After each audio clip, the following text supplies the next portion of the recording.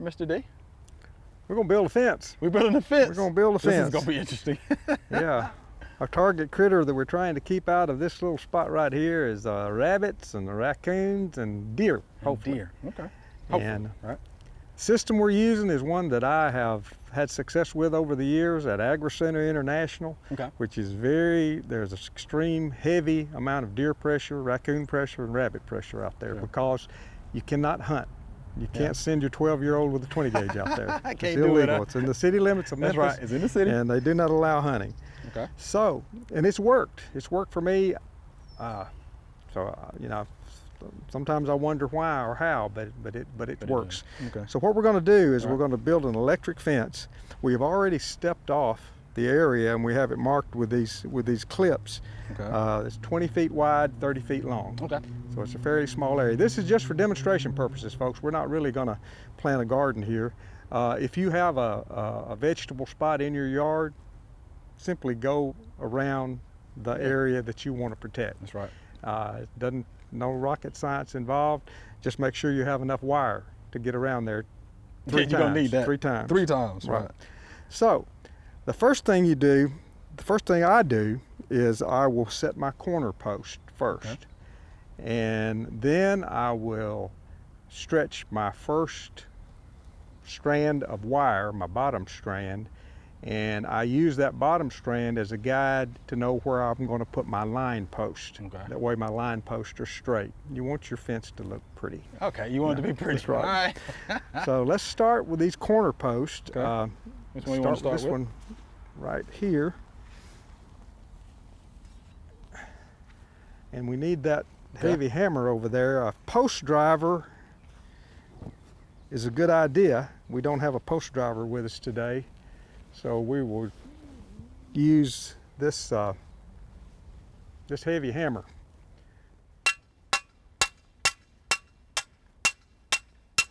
Now, if I have an intern working with me, I will say, okay, is it straight? I have one there and one there. And okay, is it straight? It's straight. It's getting straight.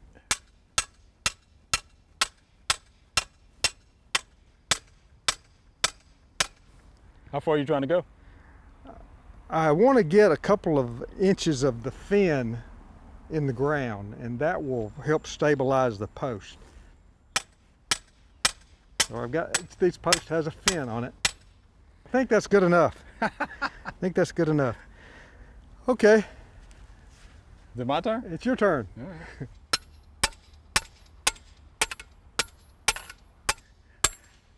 I think that'll work.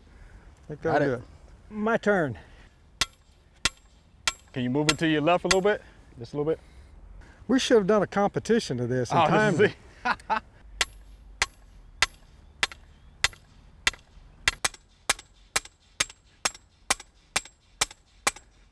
I think that's good. I think that'll work. Okay. You notice we were very careful when we started at making sure these posts were turned in one particular direction. When we put the clips on, we want the clips to be for the corner post, we want the clips to be on the inside of the post. Okay. And the clips fit between these notches on the post. And so I'm going to put the first one on right here. So you put the short side first. Short side first.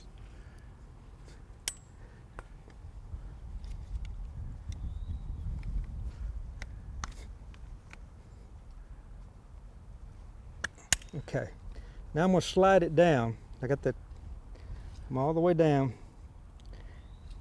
And I'm going to want this wire about 4 to 6 inches off of the ground. So when I get it down at the right, it's going to the last notch here. Pull it on around, slap it into place. So that's the height that we're going to have our bottom wire.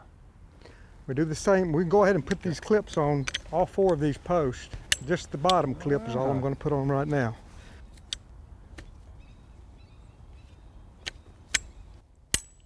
So you said the short side. Start the short side first.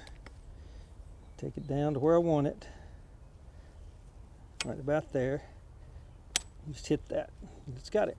You don't have to have a very heavy gauge wire. This is a 17 gauge. It's important for it to be galvanized to make it weather resistant. And you just want it to carry electricity. Okay. And be easy on yourself. Screwdriver is just a Look at that. make the application a little easier. Ah.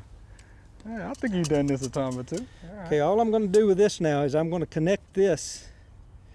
This is probably one of the few times I'll actually be doing much wiring. But I'm going to go through this clip, and I'm just going to okay. just wire it. Yeah. Because it's your first connection.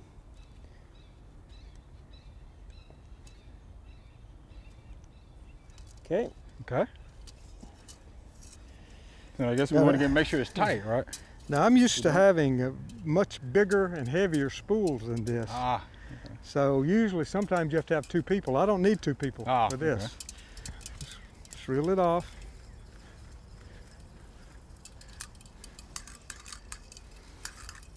Now I'm going to use the clip. So you can see by staying on the inside of these posts, if the wire, something knocks the wire off, it will go toward the center and it won't hit one of the posts and cause it to short out. Same thing here, right? Mm-hmm. Just use the clip. Use the clip. Okay. I'm going to put a little pressure on this to make it semi-tight. Okay. And I'm going to just go ahead. I need to put the second clip on before I raise it up. And so what we're going to do is we're going to put our line post in right now. Okay. So the line posts need to be about, in my opinion, about 10 feet apart. So this is 20 feet wide, 30 feet long. That means we need one right in the middle. Right in the middle? Right here. Is that right in the middle? This way just a little bit. Oh yeah, I think that's right. It. Okay. Right. Okay, I'm going to put it now. Now I want the wire outside the post. So I'm going to go ahead and I'm going to pull this, touch the wire, then I'm going to push it in the ground at an angle. It's not a, it's I don't know, 70, 80 degree angle. Okay. I didn't do very good in geometry, but just lean it out. Oh man. And for some reason that seems to help. And I'm going to go all the way down in. And then I'm going to take this little wire and I'm going to hook it in that clip right there. Oh, just that easy, okay. So that supports that. Okay, 10 feet.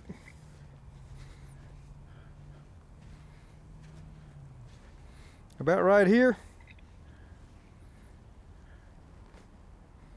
Yeah.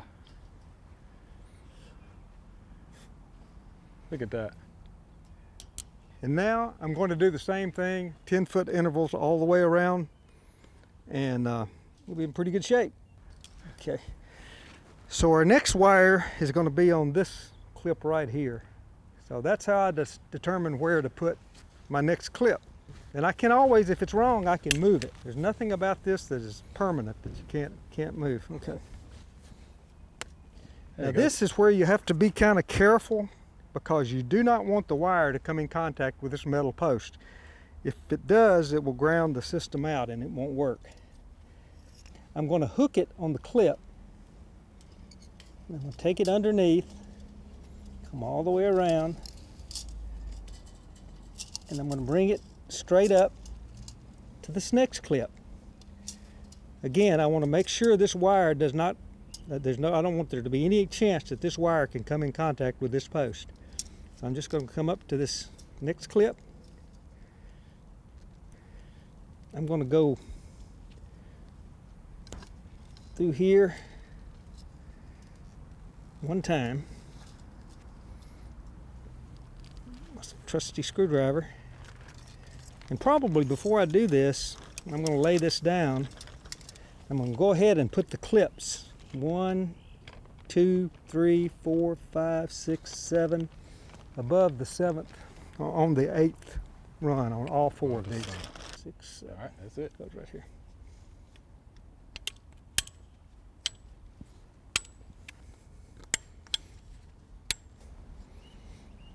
There you So, go. well, now we're ready to put our next wire in.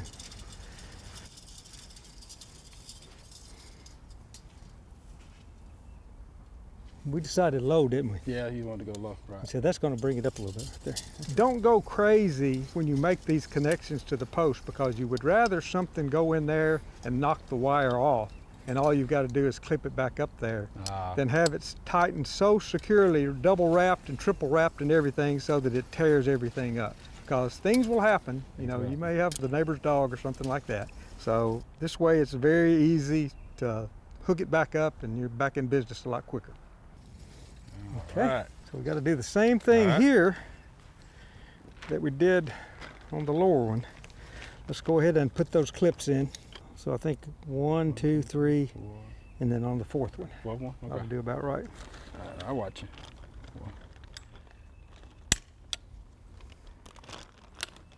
Okay. There you go. Hey. Now we stretch our final strand. I'm going to do the same thing I did here. Pick up some slack. I want it pretty taut, but not taut enough to pull these clips off. I'm going to go under so that it will catch on that clip. Like that. Ah, there you go. Here again.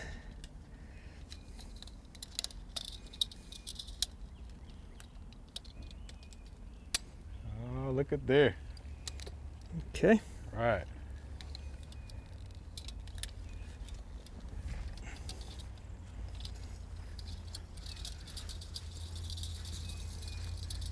This is going up to the top, right? Mm-hmm. Top floor. All right. And this is the one, hopefully, that will keep the deer out. Bottom one for rabbits. Rabbits. Middle one for raccoons. Raccoons.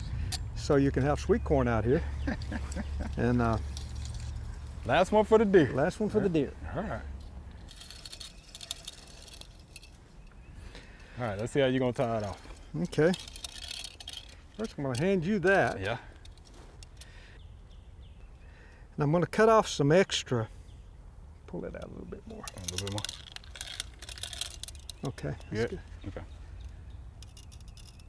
There it goes.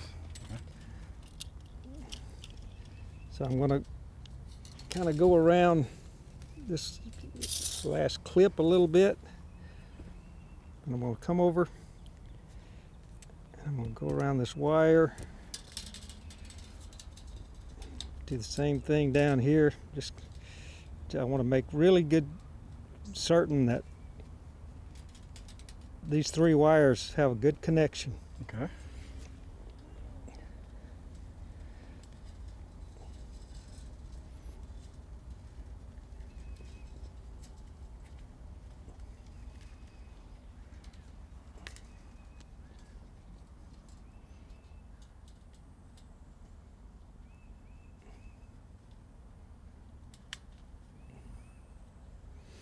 Okay.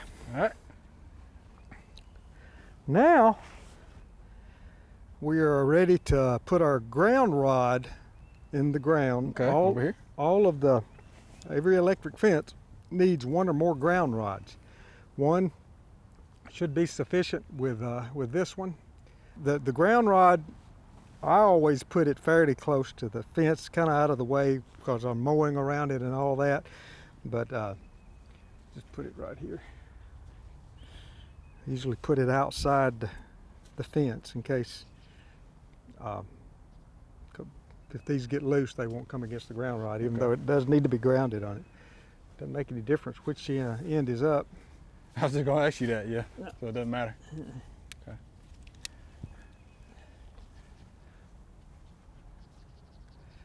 Needs to be in the ground pretty deep, Oh, wow. Okay. deeper than the post. This is not an easy step, but it is a very, very important step. It's one that's required. You have to have a ground rod to complete the circuit, and for safety's reason, and it's a very, very important part of the job to get that in the ground.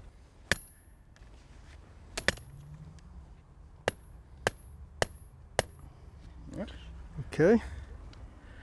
Now Well, this nifty little piece of equipment, this is how we attach the wire to the ground rod. Yeah, look at that. Okay. So I'm going to take it down and get it away from the label. Snug it up.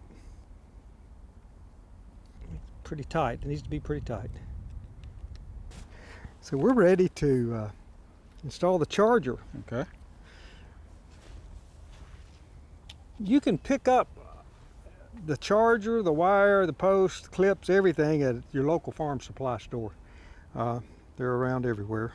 This one is an AC, alternating current, a charger that plugs directly into you know, an electrical wire somewhere, Yeah. or electrical plug. You can see the prongs here.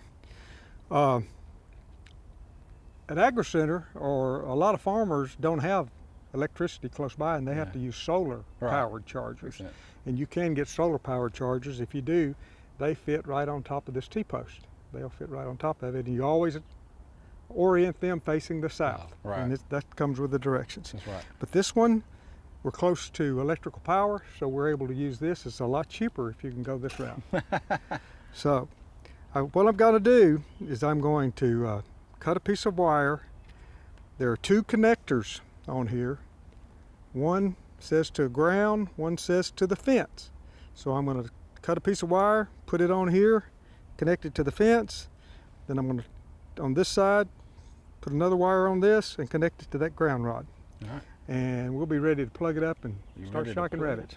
Shocking rabbits. All right. So let me go ahead and put a couple of wires on here. Okay, you got it? It's probably good enough on that. Good enough? Okay. This terminal says to the fence. So I loosened this wing nut, so I've got some room. And I'm going to take this wire and I'm going to wrap it a couple of times around the nut.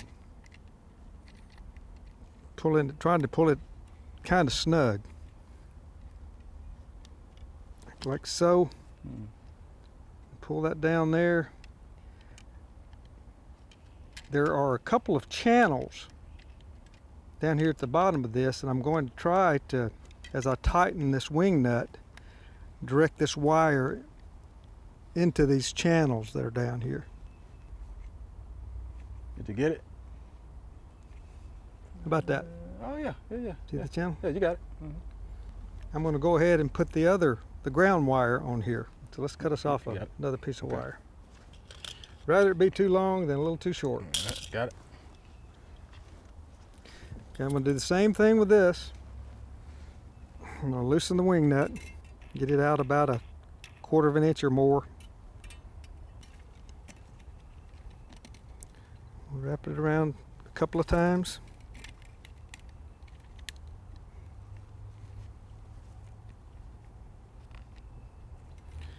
Find those channels and spin the wing nut back in. Right. Okay. All right. So this says to the fence, this to the ground. Okay. So this is this side, okay. Ideally, we would go ahead, we would have this wherever we're going to have it. We'd have it mounted to our electrical power. Make sure your connection is pretty good. Okay, this, I'm going to bend it like so. Make me a kind of a loop there. Go stick it in. Yeah. Yep, straight through. Find the screwdriver.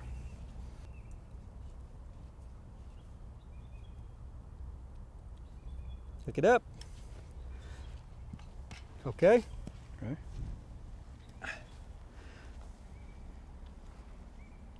You're about to get fenced in, dude. Fenced in.